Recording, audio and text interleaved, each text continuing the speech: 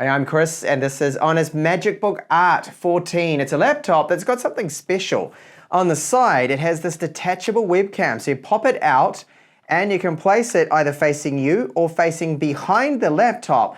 It just slots in with a magnet, holds it into place, and it's firmly set there. Now, it has a 14.6-inch screen. That is a OLED screen, and the maximum brightness is 700 nits. It does have 120 Hz refresh rate, supports 10 touch points.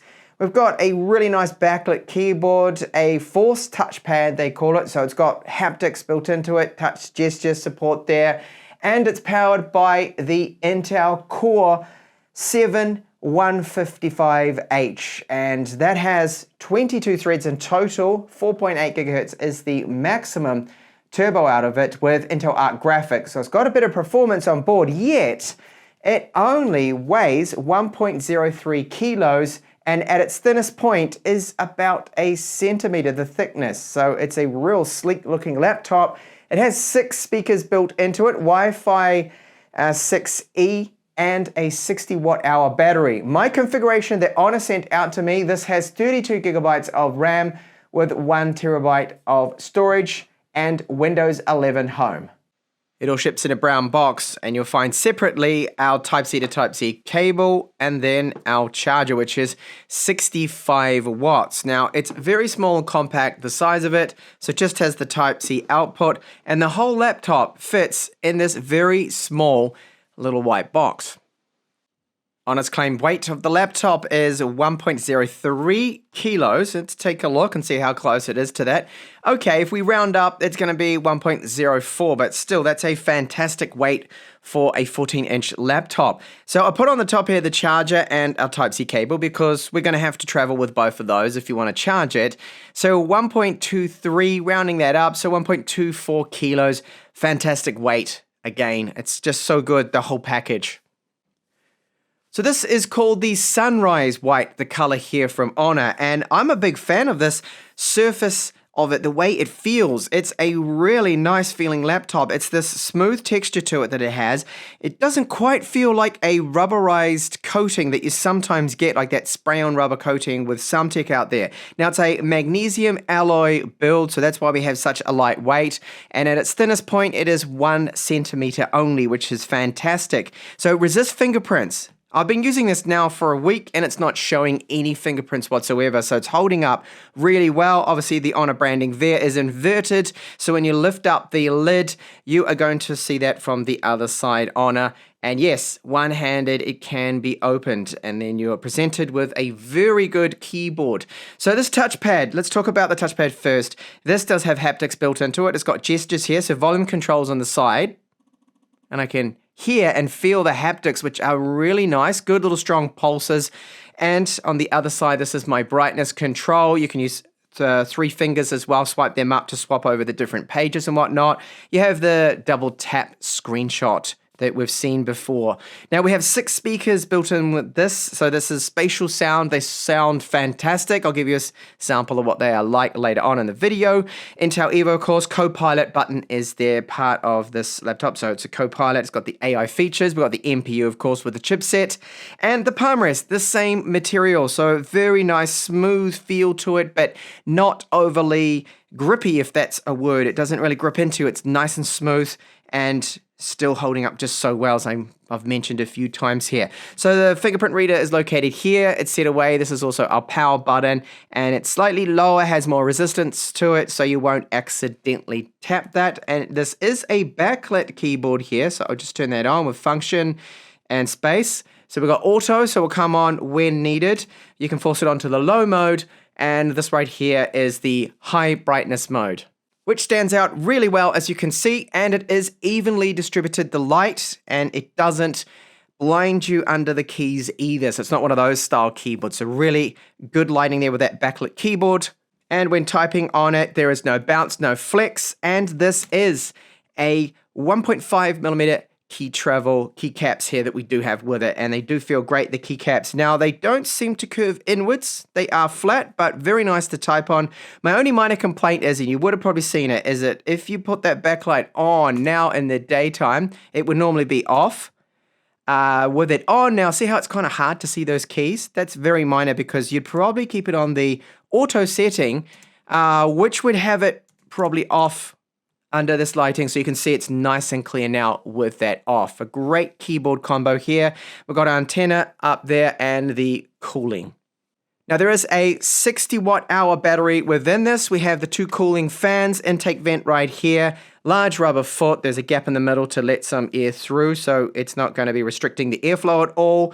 A gap here to help when you open this up with the lid. There's also two microphones right here and two little rubber feet at the front. Side speaker ports there, so those 6 speakers in total. Very good build quality. It's a slick, great looking machine. Unfortunately, I can't open this up. We're not allowed to show the internals, even for our reviews. But what I can tell you is that there is no upgradable RAM. The wireless card, which is an Intel Wi-Fi AX card, cannot be upgraded either. And the SSD is a single slot, so PCIe 4.0. That's the only thing you could probably upgrade from 1 terabyte to, say, put in 4 or whatever you want to do. So we have a full-size Type A. Great to see this here. That's USB 3.2 Gen 2, a HDMI 2.1, 3.5mm headphone jack with mic support there. And you can see the way it curves up. So the thinnest point on the laptop is just 1 centimeter. So very good. And on the other side here, it doesn't stop with the ports, which is great. I could complain and say that, there are no micro SD card slot, unfortunately. Would have been good. But we do have Thunderbolt 4.0, a Type-C port here, which is another USB 3.2. And here is our very interesting pop-out camera. Well, you slot it out of the side and you attach it magnetically. So just push in a little bit, and that's the way it pops up. It pops out. You got the Honor branding on it, and it's a high quality little unit. You can see the pogo port pins there, and on the other side, that is the camera you can see right there.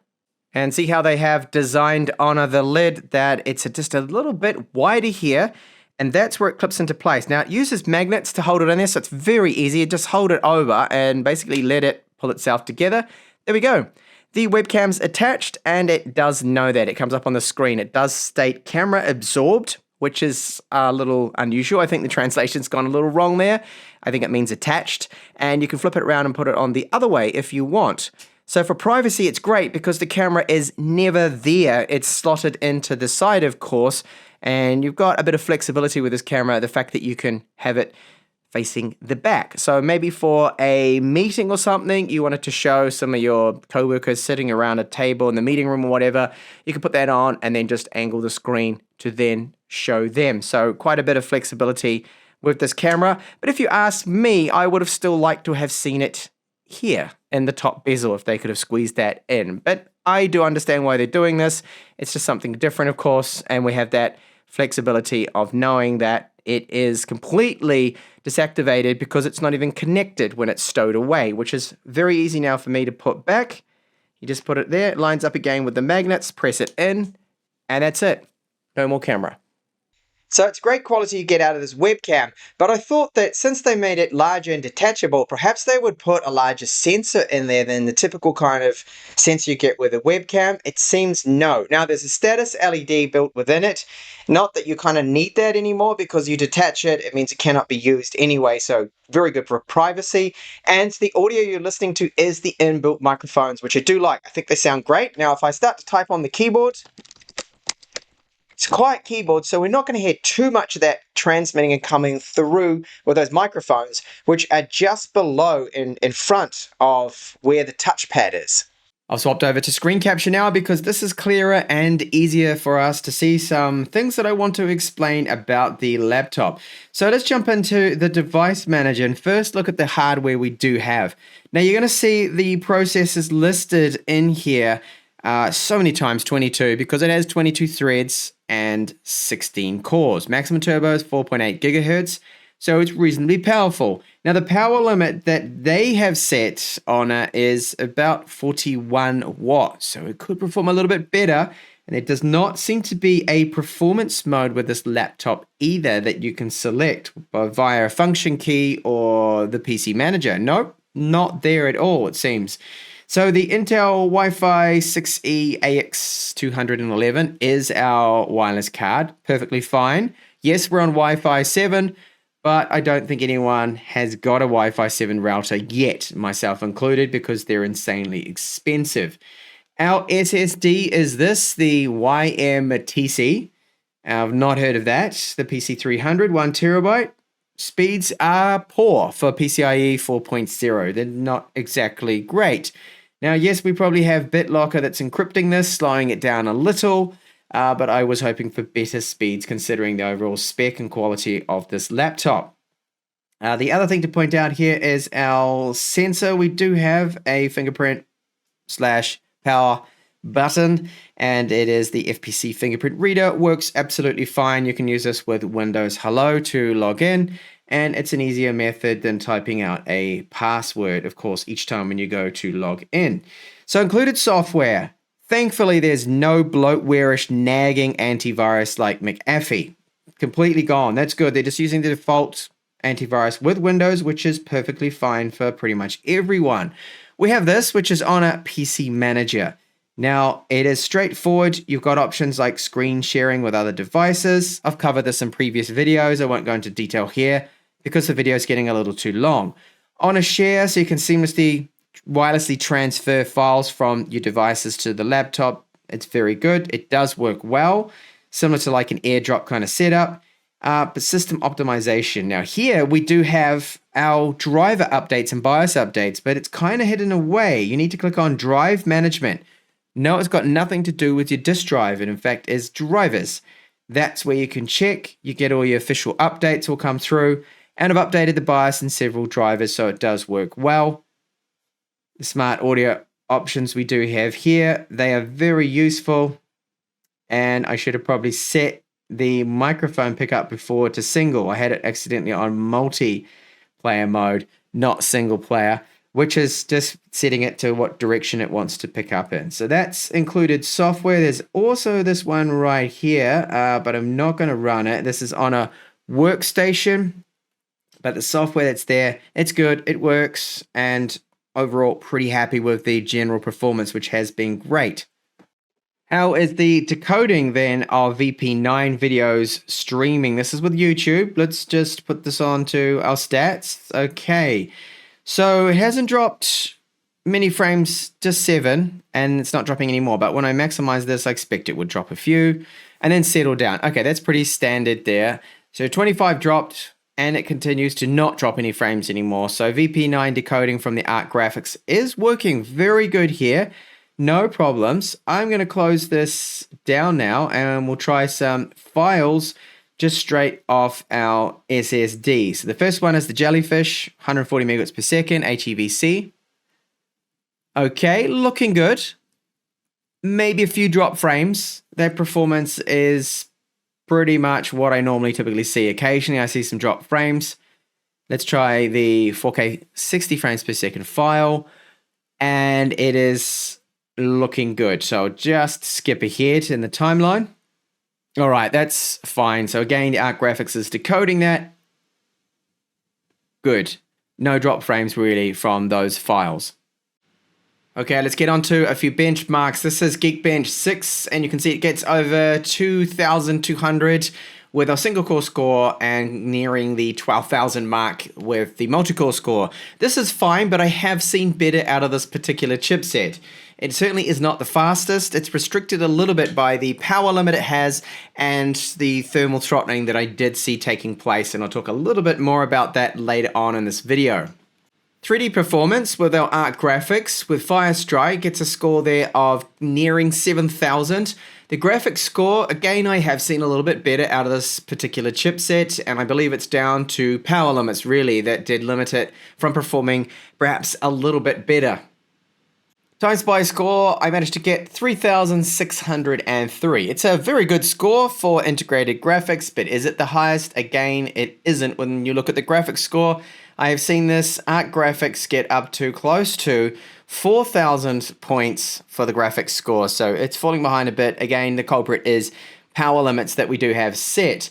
One last benchmark that I'll show you is Cinebench R23. You can see again that these scores here, while very good, could be better from this chipset if we didn't have the throttling that I have been seeing due to the thermals, I believe, is the cause of all this, which I'll talk about now, and we'll have a look at just how hot it got. In general, the fan noise has been very good until you push it hard with something like Cinebench or gaming, then you start to hear the fan a bit.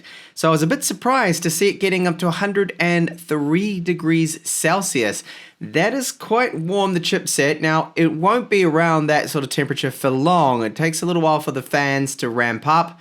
And power limit, so 41 watts is our PL power limit and 43 for the power limit 2. I've seen a lot higher with this chipset, but this is where Honor has set it, and that's probably because of the thermals they've been seeing out of this. There is a vapor chamber, we have the 2 cooling fans, but it seems at times it does struggle a bit to keep that chipset cool, our 7155H.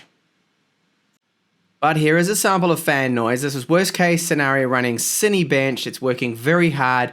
This is as loud as it will get. It's not bad, I think, for an Ultrabook style laptop, this thin.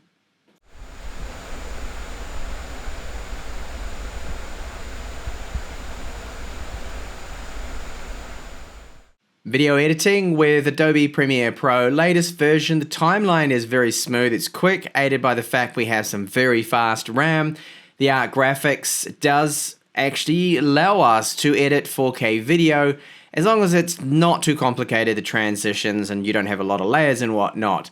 Export times, let's take a look at that with the ARC graphics, and it's using Intel's QuickSync to improve those export speeds. Using 1 minute of footage and the YouTube preset 4K, it took 41 seconds approximately to encode that 1 minute of footage. This falls behind other laptops, but because we've been seeing a bit of throttling happening, it really does explain why it underperformed a little here. Gaming was the same. Well, it's a lot better than what I've previously seen on the older generation, of course, Iris Xe graphics. It was just lagging behind a little bit of what I've seen Art Graphics is capable of. This is the Witcher 3, and I did have it set to 720p. I just didn't want to use 1080p. It was far too demanding, and it got a poor frame rate. But here it is playable, certainly around the late 40s, early 50s average with our frame rate. Testing out Shadow of the Tomb Raider, the end result at 720p with the in-game benchmark was an average of 47 frames per second. Again, a little behind here for Art Graphics. MagicBook Art 14 does have 6 speakers, spatial audio. They sound very good. Now this is a sample of them at 90% volume.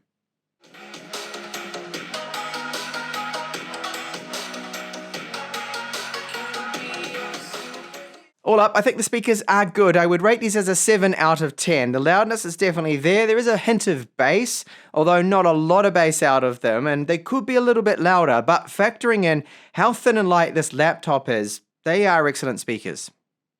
Now, I did test out Linux Manjaro, the latest build, and I ran into some problems. The touchpad does not work, but the touch screen does. I got that to work. That's all fine. It just straight up when you boot it, it's going to work. So there will be a little bit of messing about to try and find drivers for that touchpad so you can get everything working with Linux.